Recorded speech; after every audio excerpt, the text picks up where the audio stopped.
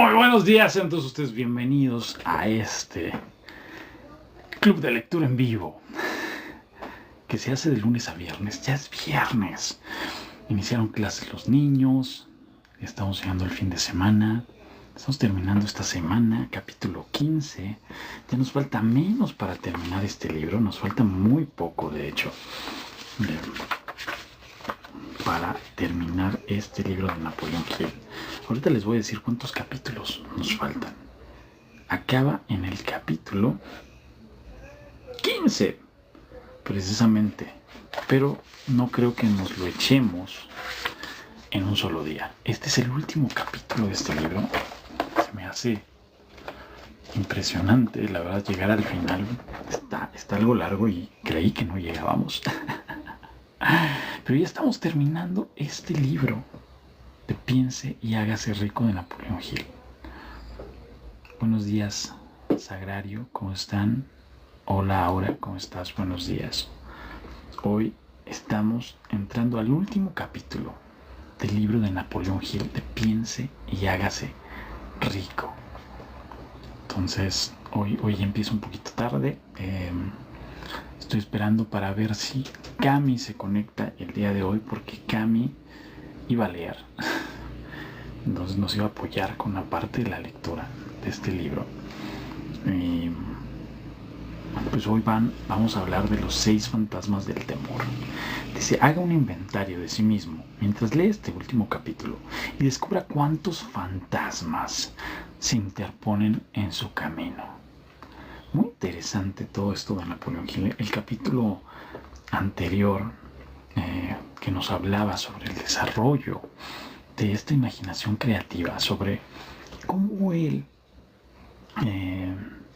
a pesar de que mucha gente puede haber pensado de que estaba loco, creaba estas sesiones de mastermind, donde él hablaba con personas que él consideraba importantes o que tenían ciertas virtudes de pensamiento que él quería poseer. Entonces tenía por ahí a Lincoln, tenía por ahí a Darwin, tenía por ahí a Newton. Entonces a todos los hacía hablar para sacarles información y que le dijeran cómo resolver ciertos problemas, ¿no? Se conectaba él con esta inteligencia infinita. Y como no veo que Cami, no sé si estás por aquí, no has llegado, voy a dar inicio a esta sesión de lectura. Capítulo 15. Los 6 fantasmas del temor. Haga un inventario de sí mismo mientras lee este último capítulo y descubra cuántos fantasmas se interponen en su camino. Antes de poder utilizar cualquier parte de esta filosofía con éxito, su mente tiene que estar preparada para recibirla. La preparación no es difícil. Empieza con el estudio, el análisis y la comprensión de los 3 enemigos que necesita eliminar de su mente: la indecisión, la duda y el temor. El sexto sentido nunca funcionará mientras esos 3 elementos negativos continúen en su mente. Ya sea en su conjunto o por separado, los elementos de este trío profano se hallan estrechamente relacionados allí. Donde haya uno de ellos, puede estar seguro de que estos otros 2 también se encuentren cerca. O sea, si tienes indecisión, pues seguramente hay duda y temor. O si tienes duda, seguramente hay indecisión y temor. La indecisión es la semilla del temor. Recuérdelo a medida que siga con la lectura. La indecisión se cristaliza en la duda. Ambas se mezclan y se convierten en temor. El proceso de mezcla suele ser lento. Esa es una de las razones por las que estos 3 enemigos son tan peligrosos. Germinan y crecen sin que su presencia sea detectada. El resto de este capítulo describe un fin que deben alcanzar antes de que puedan poner en práctica esta filosofía, como un todo. También analiza una condición que ha reducido a gran número de personas a la pobreza y afirma una verdad que debe ser comprendida por todos aquellos que acumulan riquezas, ya se midan estas en términos de dinero o de un estado mental mucho más valioso que el dinero. El propósito de este capítulo consiste en enfocar nuestra atención sobre la causa y la cura de los 6 temores básicos. Antes de poder dominar un enemigo, debemos conocer su nombre, sus hábitos y el lugar de residencia. A medida que lea, analícese a sí mismo y determine cuál de los 6 temores básicos está con usted, si es que tiene alguno. No se deje engañar por los hábitos de esos enemigos sutiles. A veces permanecen ocultos en el subconsciente. En él son difíciles de localizar y aún más difíciles de eliminar. Los 6 miedos básicos. Hay 6 miedos básicos que en alguna combinación todo ser humano sufre en una u otra ocasión. La mayoría de las personas podrían considerarse afortunadas si no sufrieran de los 6. Nombrados en orden que suelen aparecer son el temor a la pobreza, el temor a la crítica, el temor a la enfermedad. Y estos primeros 3 en el fondo son parte mayormente de nuestras preocupaciones. Le sigue el temor a la pérdida del amor de alguien, el temor a la vejez y el temor a la muerte. Todos los demás temores son de menor importancia. Todos ellos pueden ser agrupados bajo estos 6 epígrafes. Los temores no son más que estados de la mente. Es posible controlar y dirigir los estados mentales. El hombre no puede crear nada que no haya concebido previamente en forma de un impulso de pensamiento. Tras haber hecho esta afirmación, no hay que hacer otra de mayor importancia aún. Los impulsos del pensamiento del hombre comienzan a trasladarse de inmediato en su imposibilidad. A ver.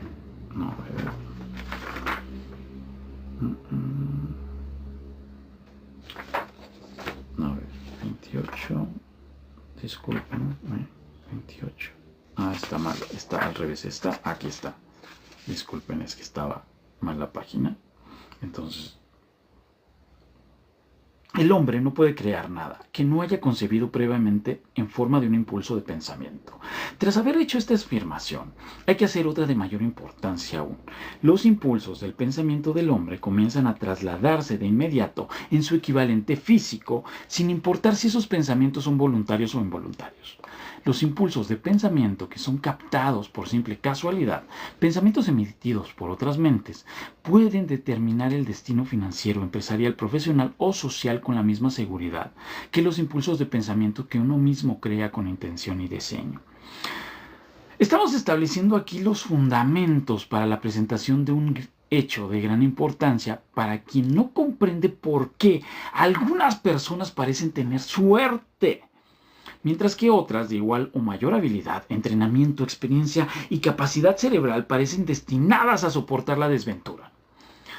Ese hecho se explica con la afirmación de que todo ser humano tiene la habilidad de controlar su propia mente por completo y con ese control es evidente que cada persona puede abrir su mente a los impulsos de pensamiento emitidos por otros cerebros o cerrar fuertemente sus puertas y admitir únicamente aquellos impulsos de pensamiento de su propia elección.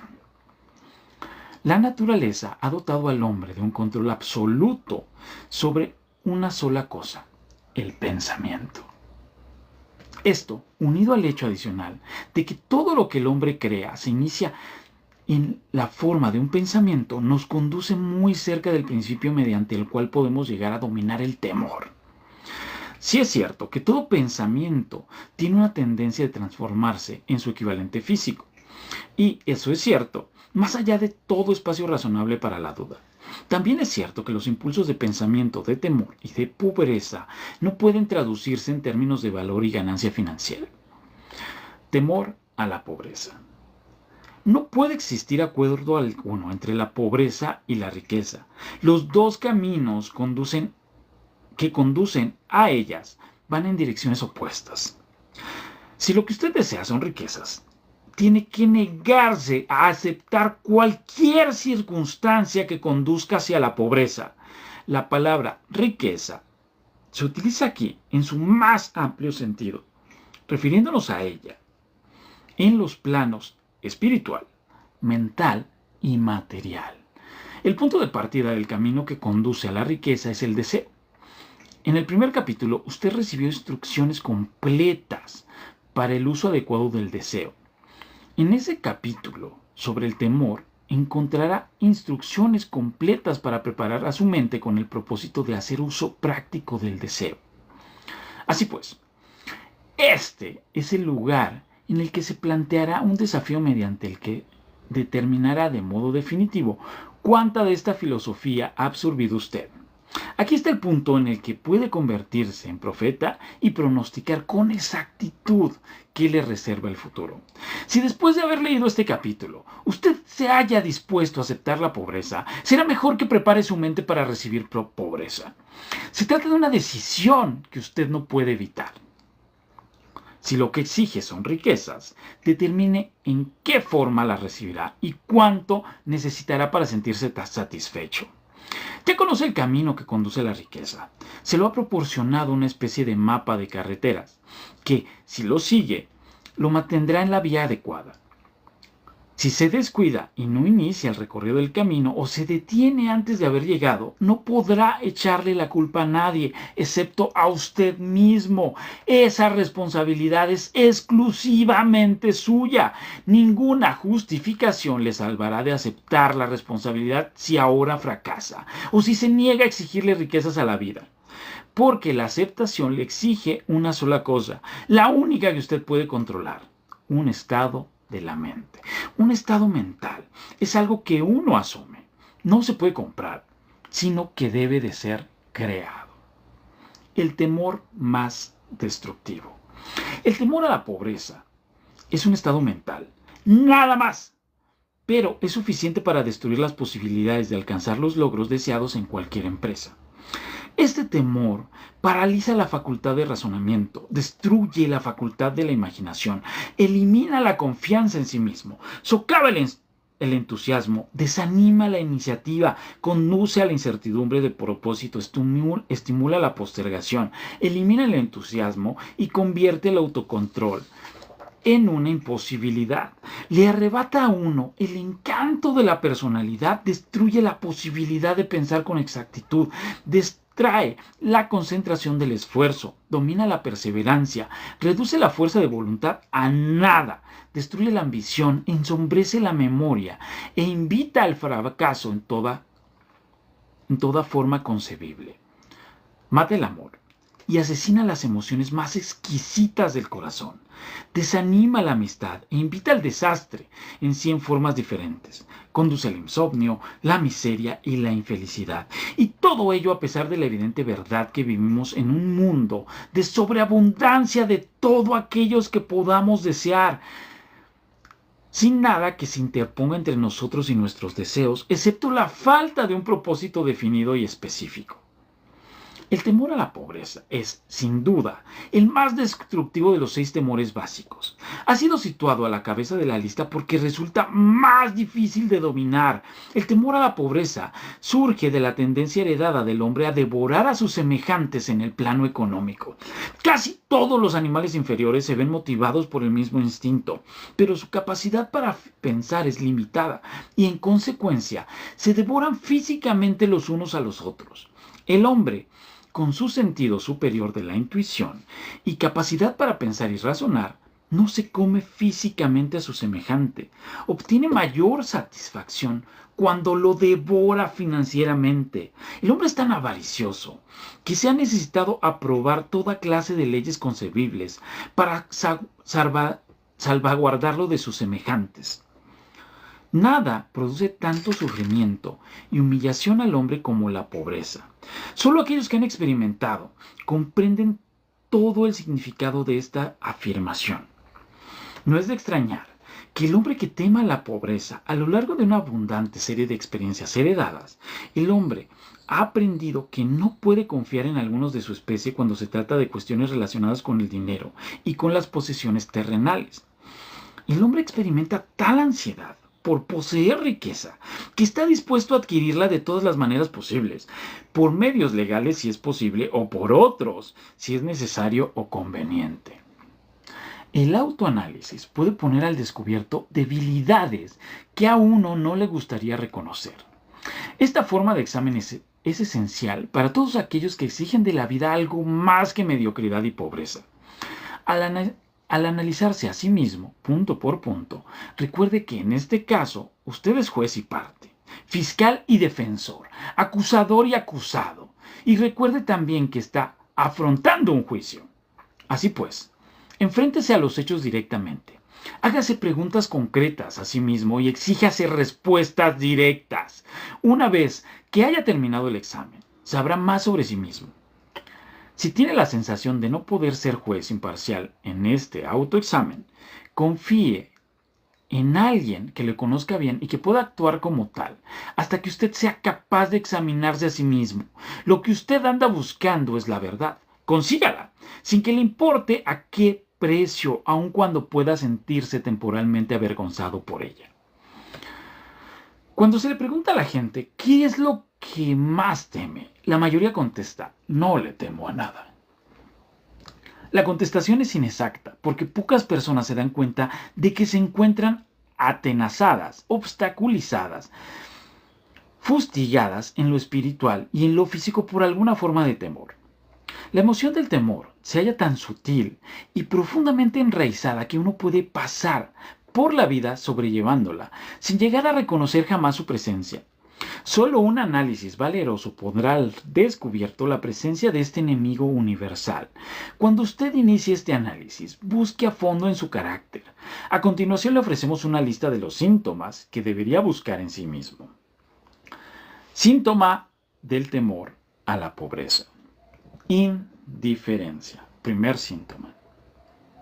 Suele expresarse a través de una falta de ambición, de una predisposición a tolerar la pobreza, de una aceptación sin protestar, de toda aquella compensación que la vida pueda ofrecer, de una pereza mental y física, de una falta de iniciativa, imaginación, entusiasmo y autocontrol.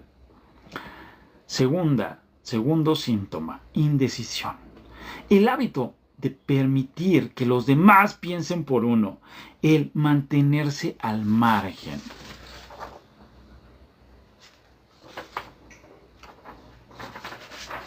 Tercer síntoma, duda. Expresada generalmente por medio de justificaciones y excusas diseñadas para encubrirse, rechazar con explicaciones o disipar los propios errores, lo que a veces se expresa en forma de envidia hacia aquellos que han alcanzado el éxito, o bien se los critica. Cuarto síntoma, preocupación.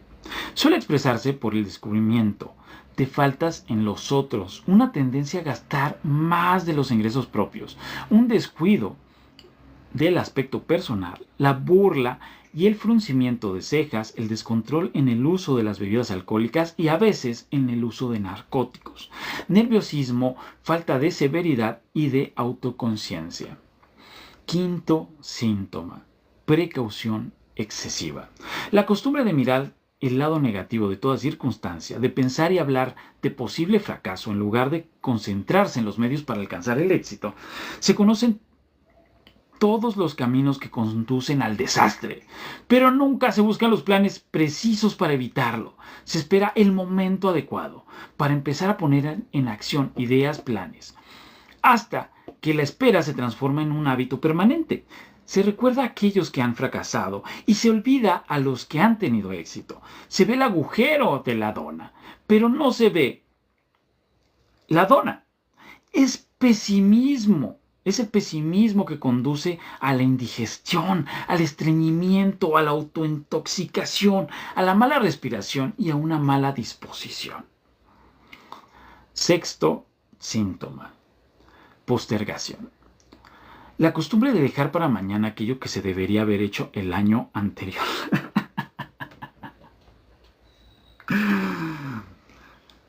Pasarse mucho tiempo buscando justificaciones y excusas para no realizar el trabajo. Este síntoma se halla estrechamente relacionado con el de la preocupación excesiva, la duda y la preocupación.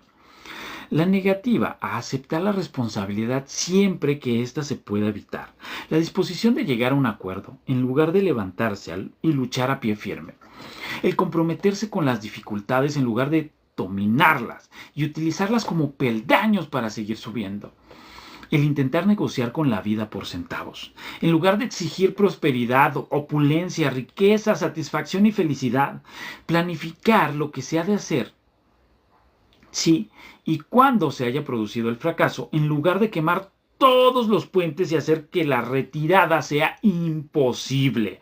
La debilidad de la confianza en uno mismo y a menudo la total ausencia de la misma, así como la definición de propósito de autocontrol, iniciativa, entusiasmo, ambición, frugalidad y una sana habilidad para el racionamiento. El esperar pobreza en lugar de exigir la riqueza, el asociarse con aquellos que aceptan la pobreza y no buscar la compañía de quienes exigen y reciben la riqueza. El dinero habla. Algunos preguntarán, ¿por qué ha escrito un libro sobre el dinero? ¿Por qué medir las riquezas en dólares? Algunos pensarán que hay otras formas de riquezas mucho más deseables que el dinero y tendrán razón. Sí, hay riquezas que no pueden medirse en términos monetarios. Pero millones de personas dirán, dame todo el dinero que necesito y yo me encargaré de encontrar aquello que deseo.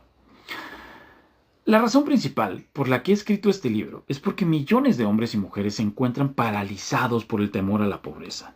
Lo que esa clase de temor es capaz de hacerle a uno fue muy bien descrito por Westbrook Pettler.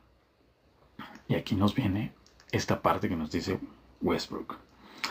El dinero no es más que conchas de almejas, o discos de metal o trozos de papel.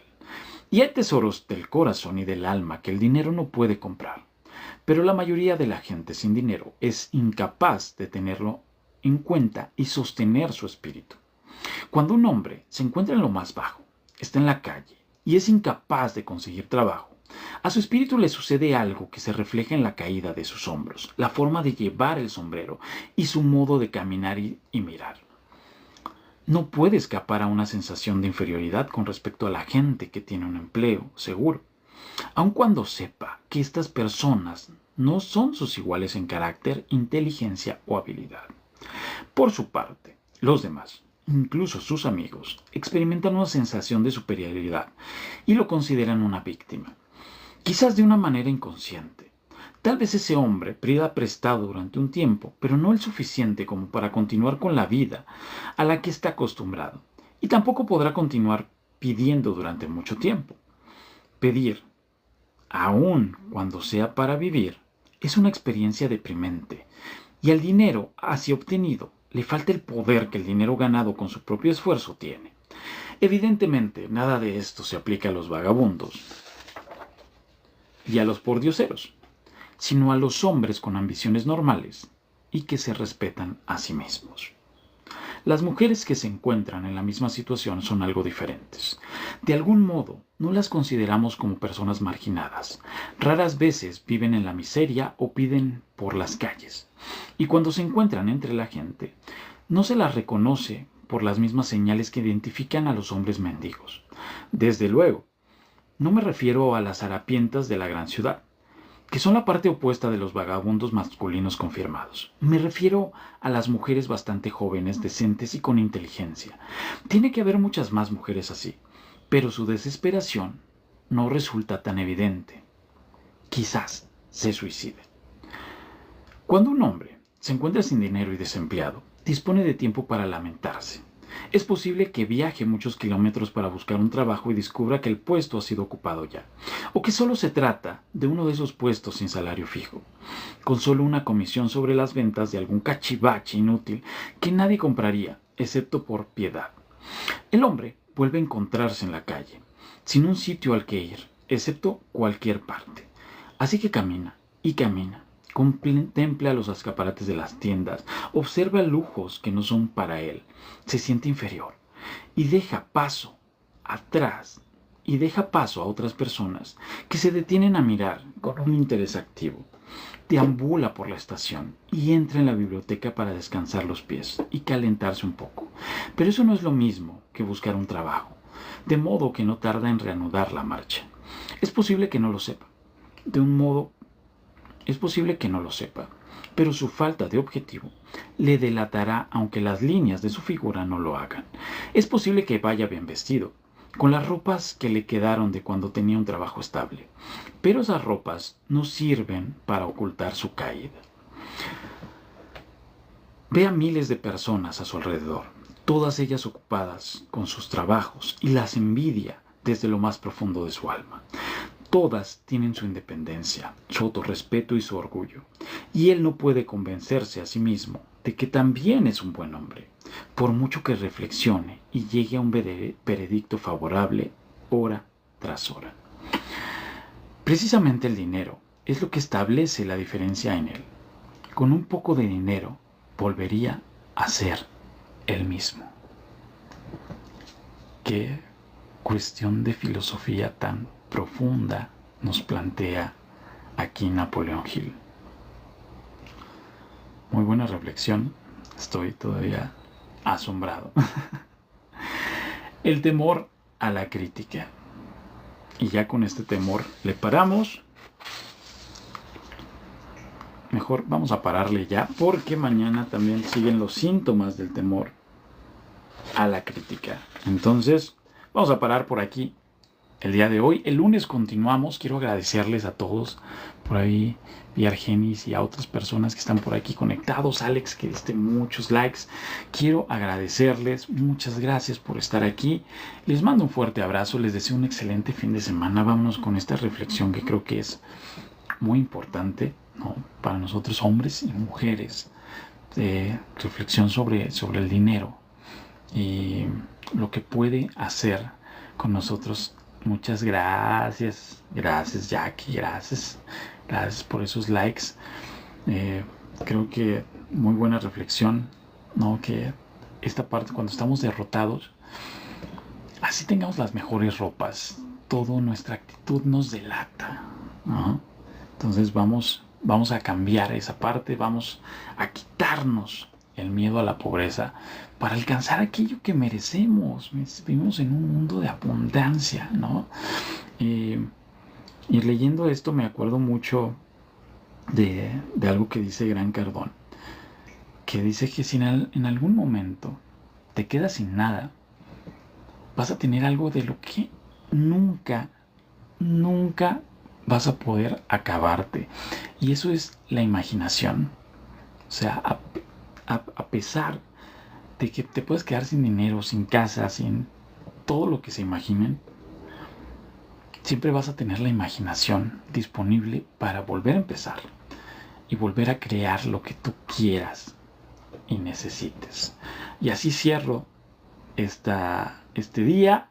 Y estamos en el último capítulo de Piense y Hágase Rico. Voy a buscar el siguiente título. Creo que traeré a John Maxwell, porque hay un libro por ahí que quiero leer sobre liderazgo. Y les mando un fuerte abrazo. Besos, que tengan un increíble fin de semana. Bonito día.